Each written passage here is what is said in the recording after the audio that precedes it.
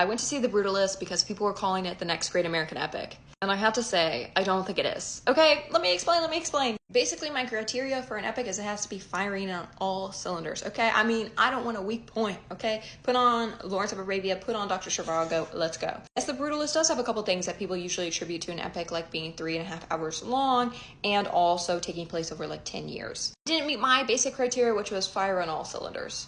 Let's start with what I liked. I think that you can take frames from this film and put it in a museum and I could stare at it for days. It is gorgeous. But because I had so much time with this film, I was able to like really study and be like, okay, what does this shot composition mean? Like, what is it saying? Like, is it referencing to this? Is it referencing to that? And then at the end, it kind of made sense because the film was like, hey, our thesis is that this is going to be long and this is going to be kind of simple and it's going to be beautiful, but you're going to have the space to have a lot of time within the film to process things and like think and have room for your own thoughts, because that's how brutalist architecture is. It's not like architecture made during the Renaissance where there's a million things going on and you have to just sit and just really digest and be like, okay, this is that person, this is what it's referencing, which is fine. It's just never my style. I'm neurodivergent, so I process things really fast. So when I have that much time and that much space, I'm like, why am I even here if it's 4 hours? That's not to say I don't think there aren't like cues and obviously the score and with the chimes of the bells, like clocks and things, which signify relationship changes between Laszlo and Harrison.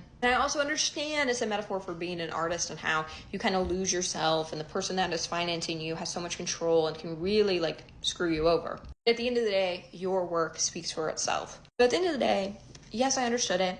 Yes, I get the thesis and I understand like the metaphors and everything that was trying to do, and I can appreciate that. So that's why I give it 2 out of 5 stars, because I have some level of appreciation.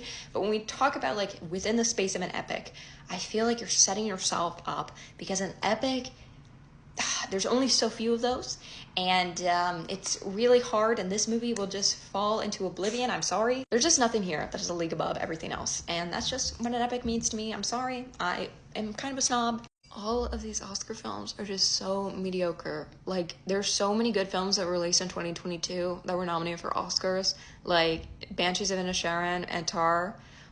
I wish you were here right now.